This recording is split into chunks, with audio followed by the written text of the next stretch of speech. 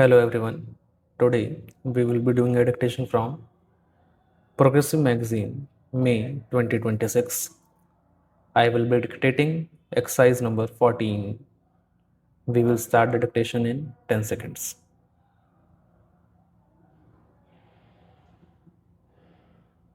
Five seconds to go. Start.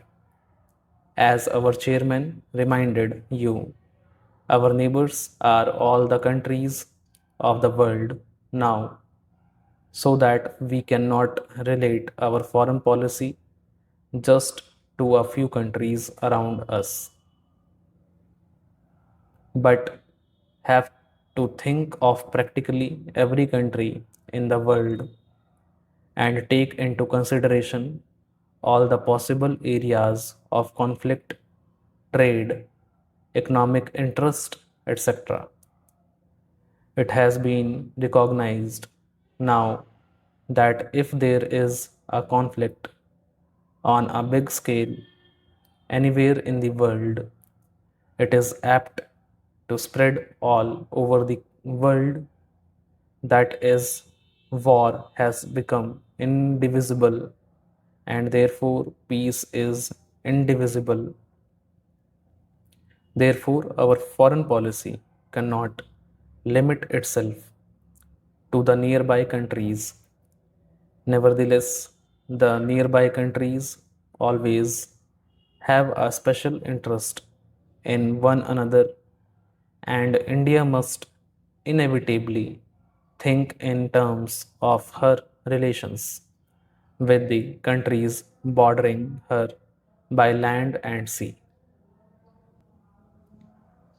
What are these countries? If you start from the last,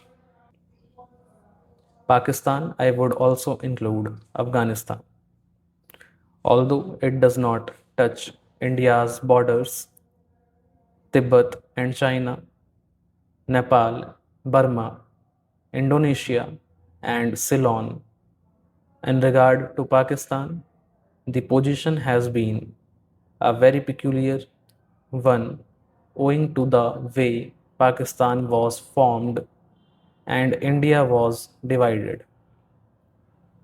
And there have been not only all the upsets that you all know, but something much deeper, that is a complete emotional upset of all the people in India and Pakistan because of this. It is a very difficult thing to deal with, a psychological thing which cannot be dealt with superficially. A year and a half or more has passed, and there is no doubt at all that our relations have improved and are improving. There is also no doubt at all in my mind that it is inevitable for India and Pakistan to have close relations sometime or other in the future. I cannot state when this will take place, but situated as we are with all our past, we cannot really be just indifferent neighbors. We can either be hostile to each other or very friendly to each other. Ultimately, we can only be really very friendly.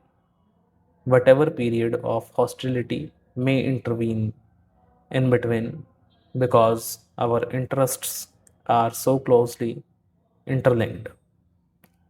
As far as the other countries are concerned, our relations with others are quite friendly. Take, for instance, Afghanistan, and our relations with Afghanistan are exceedingly friendly, and our relations with Tibet, Nepal, and all neighboring countries are also very friendly. If our neighboring countries have, in a sense, the first place in our minds, then the second place goes to the other countries of Asia with, with whom we are also fairly intimately connected. Now, India is very curiously placed in Asia, and her country history has been governed as a great deal by the geographical factor plus other factors. Whichever problem in Asia you may take up, somehow or other, India comes into the picture. Whether you think in terms of China or the Middle East or Southeast Asia, India immediately comes into the picture. It is so situated that because of past history, traditions, etc., in regard to any major problem of a country or a group of countries of Asia, India has to be considered whether it is a problem of defense or trade or industry or economic policy.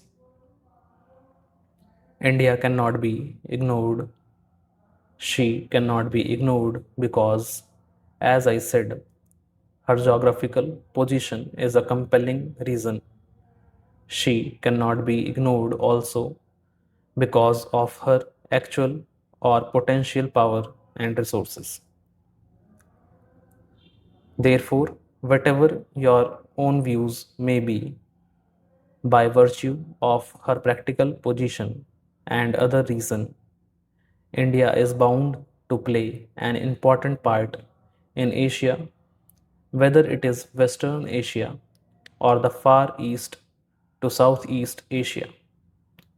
It so happens, of course, that even culturally speaking, our bonds are very great with all these parts of Asia, whether it is Western Asia, of the Far East, or Southeast Asia, and these bonds are very old and very persistent. A very curious thing happened when, roughly speaking, British power came to India and British dominion was established here. This was the reason why we were cut off from our neighboring countries of Asia. Our contacts were then with England across the seas, and while to some extent we struggled against that domination and resented those contacts, nevertheless they were there, and we saw the world more and more through that window, the British window. Very few people went to the other Asian countries from India, and very few came here from India. And even those few people from Asia we met in Europe and not in Asia. Now, in recent years, that process has been reversed or is being reversed for a variety of reasons. Initially, I suppose the one major factor was air travel. Air travel brought us immediately into close contact with our neighboring countries because if we went to Europe, we passed through Baghdad and Tehran and other places.